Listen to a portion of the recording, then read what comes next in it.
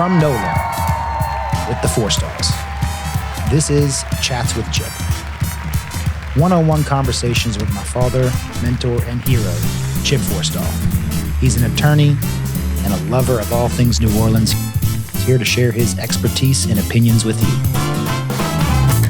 What's up, New Orleans? Welcome to the podcast. I am your host, Jonathan Forstall, and today's segment, Chats with Chip, where I get to sit down with my pops, my hero, my mentor, Chip Forstall, and the founder of this firm. We're going to talk about some minor impact stuff.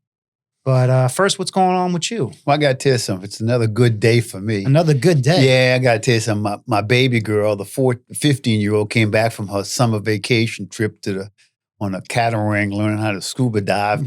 But more importantly is I got rid of the older one. Yay! She's 18 years old, and oh, God, she gives me a little grief. But she's a sweet girl, but geez and Pete's 18-year-old girl, and I know. I'm not exactly young anymore. So she's... The best news is August 13th, she's going to college. She's going to go to Auburn University, and she doesn't come home except for Thanksgiving and Christmas. Woo! So... Don't smile too hard. I got to tell you something. Well, she got mad at me the other day. She says, you're counting down... she says, you're glad I'm going to college? I said, sweetheart, I'm counting down the days. You wait, you'll see. I know. You'll see. I know. You'll I'm already see. getting a little taste of that. Boys are a little different. Boys, you can whack them in the back of the head. Girls got emotions and feelings, and you got to be, sweet to them and all that kind of stuff. And it's just, man, oh man, sometimes it gets hard. Then anyway, I digress. That's good. And yes, okay. So that's awesome. So what we're going to talk about today is minor impacts. And, what we see a lot in our industry and our day-to-day practice is, minor impacts. What does that mean, right? That 5 mile an hour hitting you in the back when there's no damage. Let's talk a little bit about that. All it is a catchword so the insurance companies can pay you less money.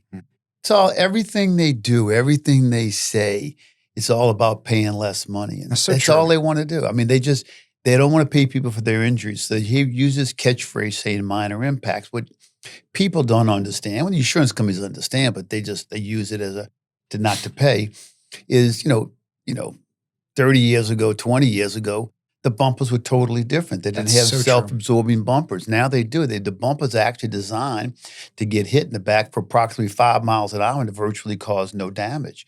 That's where they're designed. Doesn't mean you don't feel the impact. Doesn't mean you can't get hurt. It's all about the car. Has nothing to do with the people. So all they do is they use this as an excuse to pay less on your claims. And we have scientific proof that it does not matter. That's so true. I mean, we've seen videos, we've taken classes where we see these cars and they do these tests and these crash tests where it's a 5 mile an hour impact. And you can see the person, the dummy in the car, their neck go back. I mean, from the inside of the car, it looks like that person can get an injury. But then you look at the bumper. And there's hardly any damage. And there's a little scratch. Yeah. There's a little scratch. So then they say, and that's what they put onto the jury, right? Right. How is there an injury if there's no damage? Yeah. And that's what they say. And again, it's they've been saying that for years and stuff. I never forget, one time an adjuster told me, well, your client went to the doctor too much. I said, Joe, didn't last week you told me my client didn't go enough? I said, I tell you what you do. You tell me exactly how much is right, and I'll make sure they go the exact amount. Well, it goes back down to it's just they don't want to pay. Right. They don't like want you to pay. Said, everything they do, everything that their job, their main job, obviously, is to pay you less. So everything they do is with that end motive. We have a biomechanical engineer who can actually sit down and explain the mechanics. The other thing that people don't realize is, I'm going to tell you, the difference between you and me. I'm 73, and I'm not in the shape that you're in. I never was. I mean, you work out 6 days a week, lift weights. I mean, literally 6 days a week. I mean, I play around with it. I hit you, it hurts my hand. I mean, you can't compare you to me. I work out, I'm just not the same. And my bones are older, my muscles are older. So, when a person gets involved in an accident, you can have, 3 people in the car, and you could have one of them, 90 years old, one of them 60 years old, and one of them 30 years old, and everybody's going to have different injuries, and the 30-year-old may not be hurt. So do you think when they say minor impact that they're kind of casting a painting with a broad stroke and just saying, that there's no question about it. How can anyone be injured? Right? Well, that's what they say. But I mean, again, how about this? I tell people this story all the time. You take your victim as you find them. People who have a prior surgery, have prior injuries, have prior medical conditions and stuff, it affects them differently. Perfect example. I have a bad disc at the L5S1. Most of the time, 360 days out the year does not bother me. But I promise you this, if I go to my car and pick my suitcase up out of my car by bending over, my back will kill me for the next 3 days. And that's an example of everybody's different. So the impact to me and to you will be two different things. So if you have a person who has a prior injury to his neck, where he has a disc problem, or we had a client who had prior surgery. The first accident was a pretty bad accident, and he had surgery. Yep. The whole works. Second accident was not nearly as bad, but guess what? He ended up with another ruptured disc because where he was fused, it makes the disc above and below more susceptible to an injury. It was not a major impact at all. It was probably less than $1,000 worth of damage to the car, maybe $500. But we saw the before and after X-rays. He had to have a CAT scan after he had the stuff put in, but we saw the difference in stuff, and that was a perfect example of where there was not a major accident but a major injury. Right, and we call that in the industry an eggshell plaintiff, right? Yes. Someone who's like an eggshell. And I remember that case, and that was it's very, very true that. That happens. So, it all depends also how you're positioned in your car. I mean, there's scientific proof that if, you're turning your neck, looking to your left, and you get involved in your accident stuff, it's a different amount of pressure on you than if you're looking straight ahead. Headrest. Why do we have headrest? Well, the whole idea was to stop you from going like that. The headrest stops it. So if you're leaning forward when you're driving and you get involved in the neck, your head's going to go back and it's going to hit. There'll be more movement. So minor impacts are something that happens every day to people. So when you take into consideration the bumpers, you take into consideration the position that person's in, you take into consideration the person that's age, the person's physique, the whole thing. Right. They don't look at all that. Right. All they say is it's a minor impact. Right. And that's one factor of many different things that can show whether a person has an injury. Right. Yes. And that's So it makes a difference. It makes a huge difference.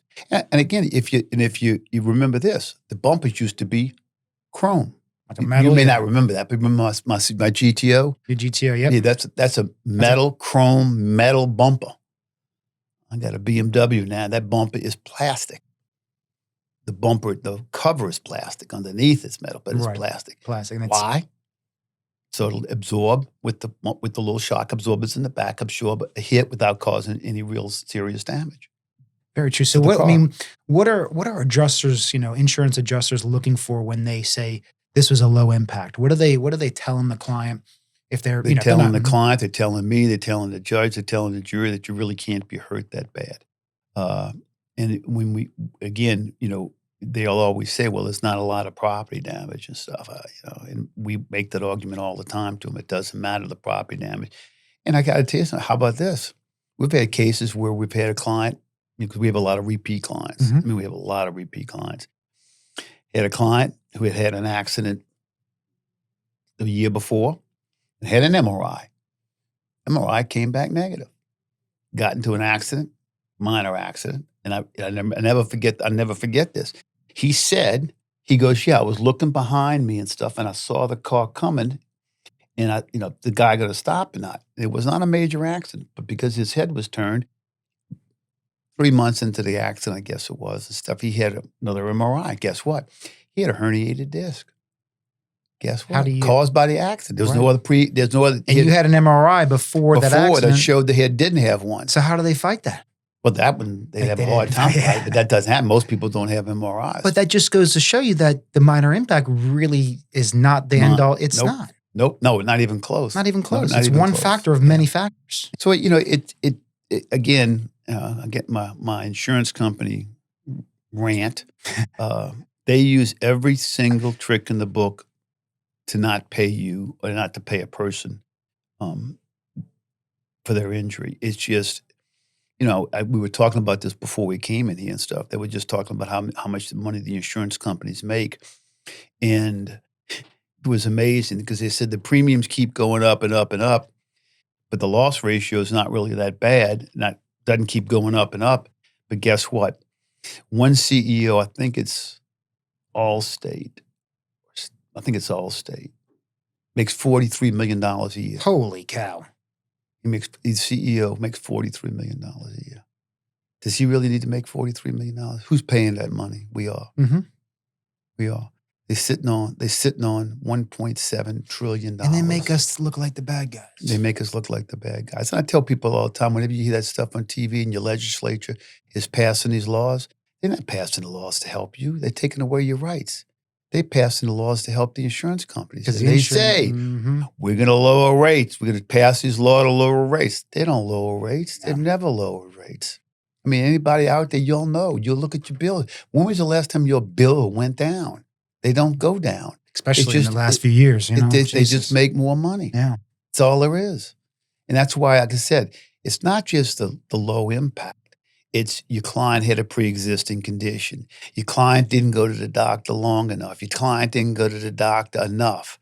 Your client didn't go to the doctor for the first week after the accident. Client went too much. I mean, so, if you go right after the accident, well, you're just looking to make money.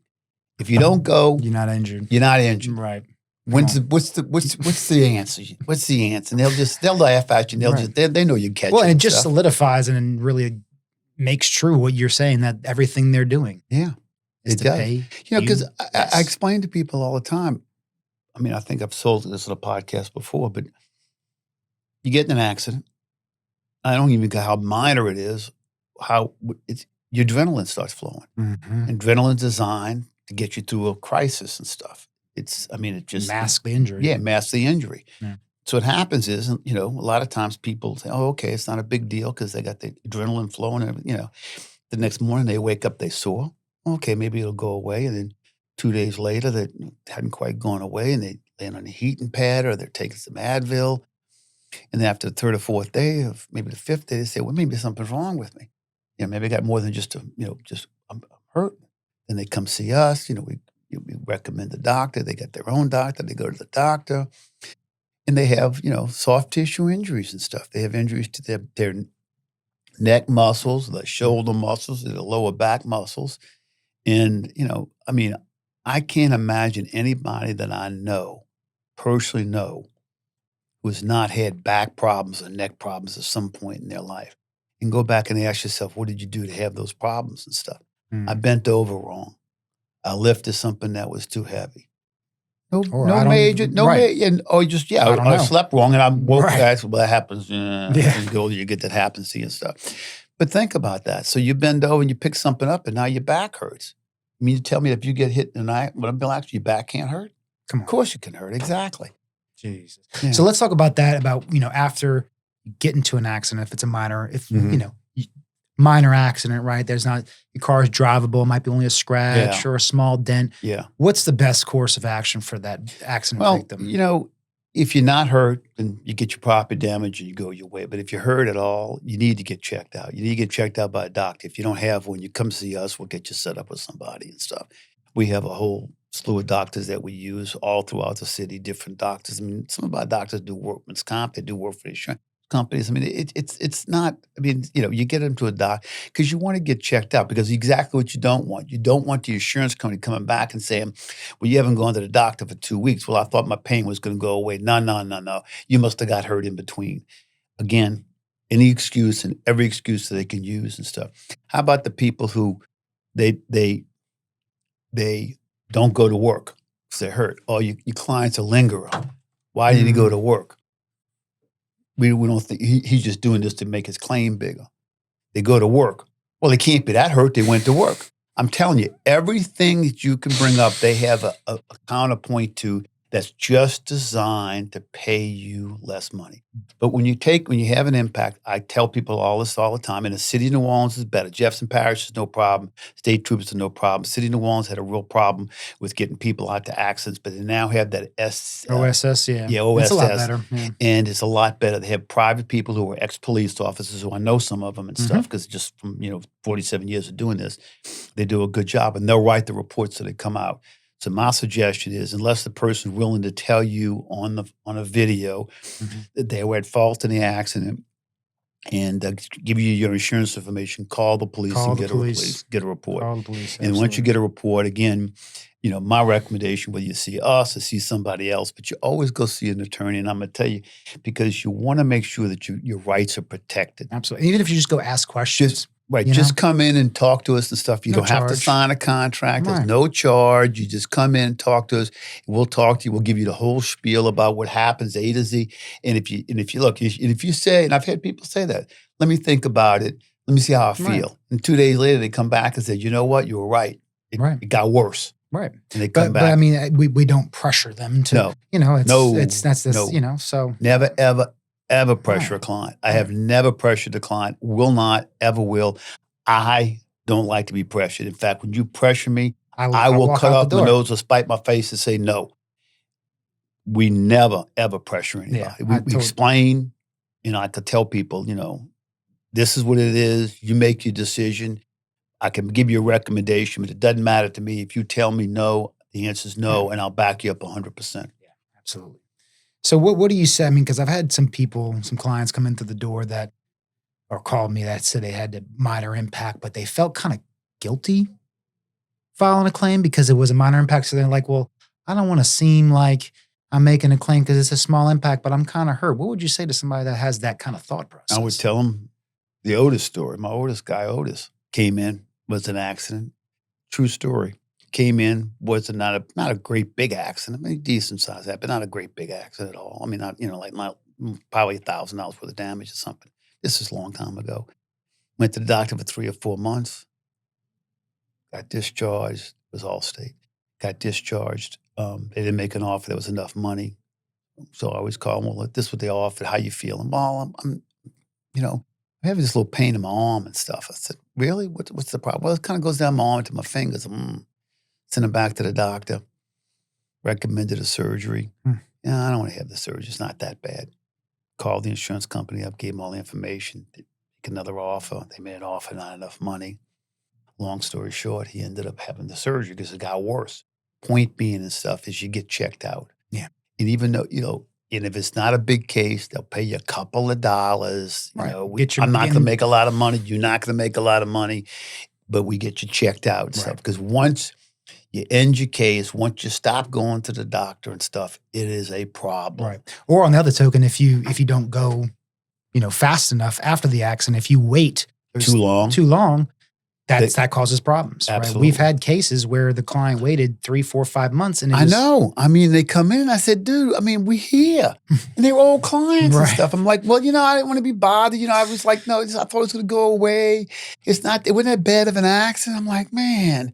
And then they come in and they say, man, what can you do? I'm like, not a whole lot. Right. 3 months is like, whoa. Right. And if we did take a stab at it, maybe you can make it. You can say, look, which is I know people. Right. I know friends of mine. Right. Like, oh, I don't want to make a claim because whatever and stuff. And after they come back a week, this ain't going away. I'm like, well, I told you. Right. Right. I told you. But when you wait those 2, 3, 4 months, if you don't get treatment, that causes a huge kind of problem on our end because we have to deal with the insurance company. I'm going to tell you right now, we don't take most of those cases. Most of it. And you're right. You right now. Because what happens is it delays everything and we look like the bad guy sometimes because it looks like their case is taking a long time. But it just, again, it's another thing that they're going to rise up to pay you less money. Less money. Exactly. Right? Again, it goes right back to what you're saying. That's exactly what I'm saying. If you have any key today is get representation, whether it's us or somebody else right away, learn your rights, get checked out by a doctor. And if it's nothing, no big deal. We settle a case for a couple $1,000s, whatever, and you go your way. Not a big deal. No big, nobody's going to get rich, but it's all over and stuff. And like we tell clients all the time, if you're not hurt, don't go. Right. And I think a lot of people also, some people might not realize that it doesn't cost anything to come talk to us. Nothing. And again, we're not going to pressure you. And if you just want to ask questions, no charge, just come on by, and that's that, so, but going on to, if we took this we've taken these minor impact cases, we don't say no to those, right? So, but we take these minor impact cases, and I know we've taken a few of them to trial based on the fact that we don't think your client's injured because it's a minor impact, right? So what do we tell the jury? What would you tell a judge or jury when their main defense in the case is minor impact? Depending on how big the case. If it's a judge trial, it's not an issue. Judges understand that and stuff. If it's jury trial, then most probably we'd bring in the expert The biomechanical expert? Yes, who will come in and testify as to the mechanics. And he puts on the dog and pony show that I'm telling you right now, I have seen, been there, been presentation, and it is quite impressive. And he has studies, not, coulda, woulda, shoulda, I think. No hocus pocus, no smoking clouds. Stuff. He has actual proof that he shows the juries. And when they look at it, everybody does the same thing. Wow, I didn't know that. Right. It kind of gives it a visual, real. Yes. And it like sinks in with the jury. Visuals are good. People like videos. Great. People like seeing those dummies, and the way the dummies are wired and stuff, so they can show it. He explains the G-force, and he explains the force, and and you'll ask almost any doctor, reputable doctor, neurosurgeon, you can get a ruptured disc from a sneeze. That's true. That's true. That's you true. can sneeze wrong. It's happened. Mm-hmm. You could actually get a ruptured disc from a sneeze. And if you don't believe me, you have to ask probably a neurosurgeon or an orthopedist or somebody who specializes in that, but they'll tell you that. Yeah, the body's different, man. The body can get hurt in so many different ways. I think it also goes back down to what you said. It's all about the person itself, him or herself, right? Yeah. And that, like you said, if you have a 65-year-old in the car versus an 18-year-old. Yeah, the 18-year-old football player and stuff, you sit there like, I ain't going to bother me and stuff. Same thing for little kids and stuff. Little kids, they thank God they just so malleable. They bounce back so easy. Because their bones are not brittle. The muscles are fresh, so to speak. Right. Yeah. Very interesting. But so what's one last takeaway before we end today of what clients and accident victims? Don't let let you thinking that a minor impact that you cannot get hurt. You can get hurt. And the best thing to do, whether it's us or somebody else, is come see us, sit down, talk. Let's talk about it again. We don't charge. Most lawyers don't charge for just an initial consultation stuff. Right. But you need to talk to somebody and get checked out. Right. Because there's a lot of innuendos and little things that come into play that you might not know about. Yes. And it doesn't cost you anything to just come in and talk to us. Correct. No pressure, nothing like that. So again, it kills me. And I know it kills you too when a client comes in and it's too late. Yeah. And I hate telling people no, but I got to tell them no. Yeah. Because there's really nothing that we or anybody can do if it's too late. Yeah. So. And just to let y'all know, finally, I love my granddaughter to death and stuff, but she's 18 years old and she's just difficult. I love her to death. Well, just to follow up with that, I have a 9 and a 5-year-old, and they are so cute and they're awesome. And I know that my time is coming. Okay. And I can't wait to see. I told you so. I know you tell me that all the time. And your day's coming. Your day's coming. And it is. I know. And I'm already seeing the 9-year-old is like becoming a little girl. Anyways. Well, let me tell you something else. You can have your hands full because that little girl's she's smart as a whip, she's man. Smart. Woo! She's cute. You're gonna have your hands full, man. I'm aware. And if she's pretty like anything like her mama, yeah, I'm gonna really have my hands full. They're those little nasty little boys. That's what I tell my granddaughters all the time. Don't trust those little boys. Don't trust those little boys. That's right. Well, that just about rounds it out for today. Thank you for tuning in. Check back next week for a great episode. From NOLA with the Forstalls is presented by Jonathan and Chip Forstall. Executive producer, Mona Lisa Johnson, Sierra Media Productions. Host, Jonathan Forstall. Casting director, Jonathan Thomas, Ascension Branding and Marketing. Post-production editor and voiceover talent, Matt Pawlowski, Redline Studios in New York City. Produced by Ascension Branding and Marketing and Sierra Media Productions. Thanks for listening.